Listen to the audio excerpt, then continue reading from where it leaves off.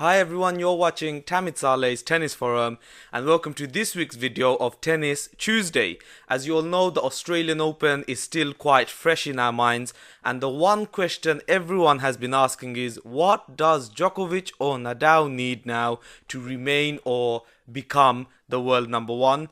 If you haven't already, please do subscribe, as I do release weekly tennis videos. I release additional content during the big tournaments like the Grand Slams, Masters 1000s and the World Tour Finals, and then I do follow-up videos like this one as well. The target for this video, and I'm raising it a little bit, is can we get to 100 thumbs up? In my previous two videos, which I released after the final on Sunday, both videos have received over 130 thumbs up each, and only one dislike, so that's really good going. And what it does is it helps others see my videos. YouTube then promotes it, so the more likes it has, the more it's promoted. And just in the past couple of days, I've gained about 50 subs, which is quite a lot for me, so I always appreciate your support. But yeah, let's see if we can reach 100 thumbs up for this video. The focus of this video will be what Rafa and Novak need to do to either remain or gain that world number one spot. I'm going to be looking at their schedules for the next 3 months, so February, March and April, especially the first 2 months, and I'll break it down what each player needs, what they're defending from last year as well, so we are all heading into each tournament fresh and also as knowledgeable as we can be. So without further ado, let's roll the intro.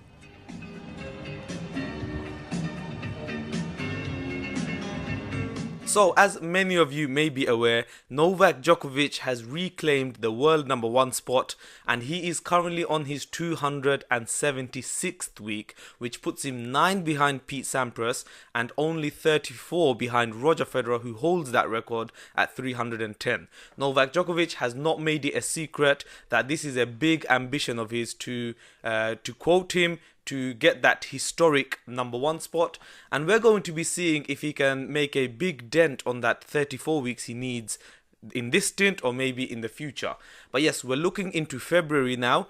Both Rafa and Novak are in action in February. Novak initially wasn't, but if you look at his website, he has added Dubai into his schedule. So in February, Djokovic plays the Dubai Open, whilst Rafa plays Acapulco, which is the Mexican Open. Both tournaments are ATP 500s and take place between the 24th of February to the 29th of February. Djokovic in Dubai, some stats for you guys. He is a 4-time winner there in Dubai. However, his last title did come in 2013. He did not take part in it last year, so he's currently defending 0 points.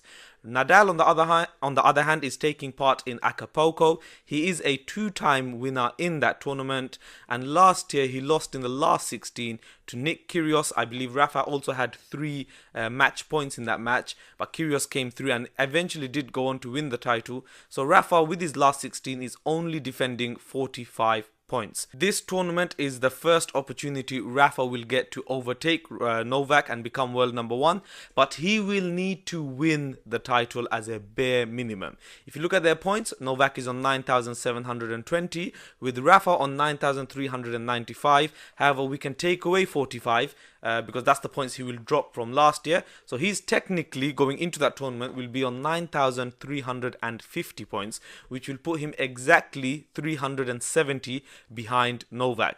Therefore, just by coming runner-up, you gain 300 points in a ATP 500, and by winning it, you get 500. So as you can see, being runner-up just still doesn't get that 370. So Rafa minimum will need to get the victory and a 3rd title in Acapulco. However, it will still remain on Novak's racket. Novak Djokovic not defending anything. So as you know, he will have a 370 point lead going into the tournament, and he just needs to secure 140 points so then Rafa, even with 500, can't overtake him, which means he only needs to reach the semi-finals of Dubai. Anything below that, and then it's on Rafa's hand, he can win the tournament. So yeah, only a semi-final is required for Novak to confirm that world number one spot going into March. But Rafa must win Acapulco to have any chance. Just to look at some of the other players taking part in these tournaments. So for Novak in Dubai, the other top players playing is Roger Federer, Stefanos Tsitsipas and RBA. They're the top 4 seeds, and none of which Djokovic can face at least before the semi-finals. Then I believe he has players like Monfils and that after that. So I really don't see any problems for Novak getting to at least the semi-finals. For Rafa, his biggest competitors on the top seeds will be Sasha Zverev, Berrettini, Stan Wawrinka, and so on. So Rafa, it depends really on his hardcourt form, but I also see Rafa going quite deep. So both players for me will go deep, which means Novak will hold on to that number one spot.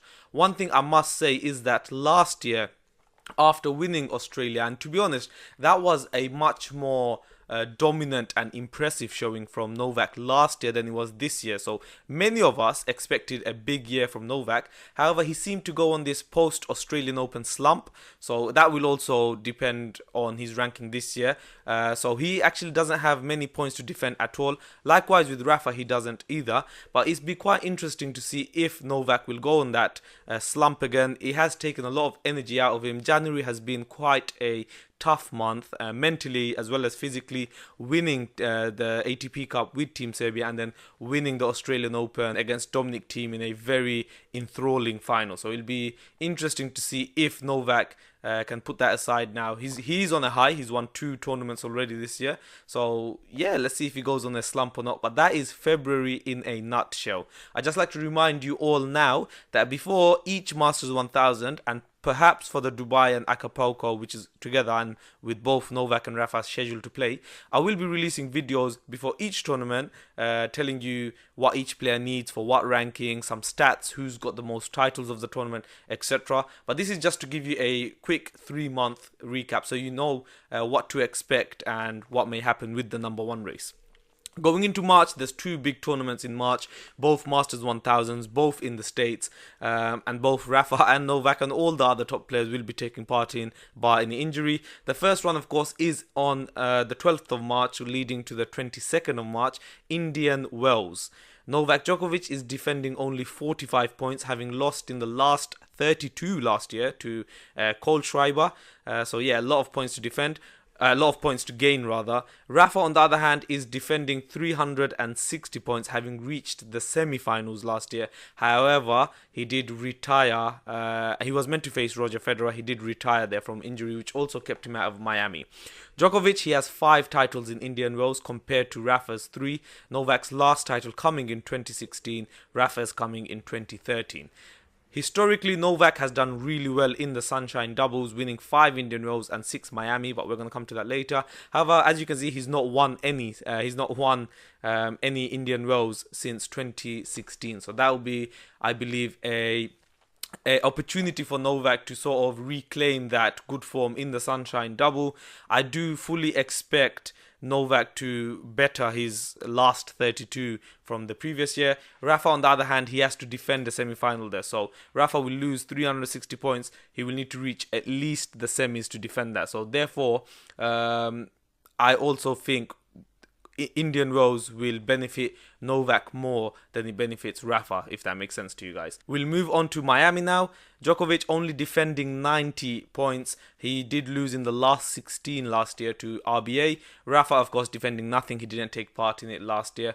Novak Djokovic has 6 titles in Miami, but his last, like Indian Wells, came in 2016. Rafa has never won Miami. So that is one of the few tournaments Rafa is missing from his CV, so I'm sure he will like to get a Miami win. However, look, it's still Miami, it's still a hard court. Historically, Novak has been very good in Miami. Rafa's never won there, so for me, even in March, I know so in March, for instance, Novak is defending 45 plus 90, so that's 135 points, whereas Nadal is defending 360 points. So Rafa is still defending more, and with all the historical thing, I still think Novak is in a better place going into March to hold on to that world number one. So that would be another 2 months, another 8 weeks, and that should really see Novak Djokovic at least equaling or surpassing Pete Sampras on the second most weeks at number one, which would leave him only 25 weeks behind Roger. I'd just like to add as well that whilst there are other players like Thiem, Medvedev, who may have a shot at world number one, I believe in the next 3 months it is too soon for them to really challenge at the top. Even if they win Indian Wells and Miami, they can't still catch up to Novak or Rafa because team, of course, he's defending a lot of points over Indian Wells, which I believe he had a win in as well. So for this video, I am just focusing on Rafa and Novak for that race for number one. But of course, before each tournament, if the possibility arises, I will mention it. And finally, April. Look, I don't want to touch too much into it. I do plan to have another one of these types of videos after the Sunshine Double, looking into the clay court season. But of course, April, that's when it all begins. According to Novak's website, there is no scheduled tournaments for him in April. However, from last year, he does defend 180 points from Monte Carlo, where he lost in the quarterfinals to Daniil Medvedev. But yeah, he's not scheduled to play anything. We'll see how that one goes. Rafa, on the other hand, he is taking part in both Monte Carlo and Barcelona. I believe he has like 10 titles in each tournament, something crazy like that. Of course, I'll have more stats and better numbers for you guys nearer the time. Monte Carlo, Masters 1000. Rafa is only defending, he's defending 360 points. He did lose in the semi-finals last year to Fognini, and then in Barcelona, he also lost in the semi-finals, this time to Dominic Thiem. So he's only defending 180 there. So combined, that's 540 points Rafa's defending. However, we all know Rafa had quite a slow start to the clay last year, where he's normally very dominant on the surface. So potentially a lot of points to gain for Rafa in April. But yeah, we are going to touch on that a bit closer to the time, looking into February and March. February, of course, Novak Djokovic defending nothing, Rafa defending 45 points. Rafa needs the win in Acapulco, and Djokovic must lose before the semi-finals for Rafa to overtake. And then going into March, where both players are really defending very little and a lot to gain. So for me, looking into the schedules of both players, I think Djokovic will hold on to that number one spot until at least until the clay seasons begins, which should take him past Pete Sampras as number two with the most weeks. That'll be it for this video. I hope you enjoyed it. This is kind of like on the back of what everyone was saying after the Australian Open about the world number one situation. I thought it'd be quite interesting to kind of take a look ahead now. The last couple of weeks has been quite phenomenal. I've really enjoyed making more content for you guys, and the support you guys give me, honestly, it does motivate me, and it really means a lot. So I do appreciate that. The last two videos really blew up, over 2,000 views on each, over 50 subscribers gained in the last 2 days, combined total of 270 thumbs up compared to only one thumbs down. So that was really amazing. So yeah, that is why the target for this video I've set, it is the highest target I've set for you guys, is at 100 thumbs up. But yeah, I hope you enjoyed this video. Subscribe for future content, and I'll see you next time. Thank you very much.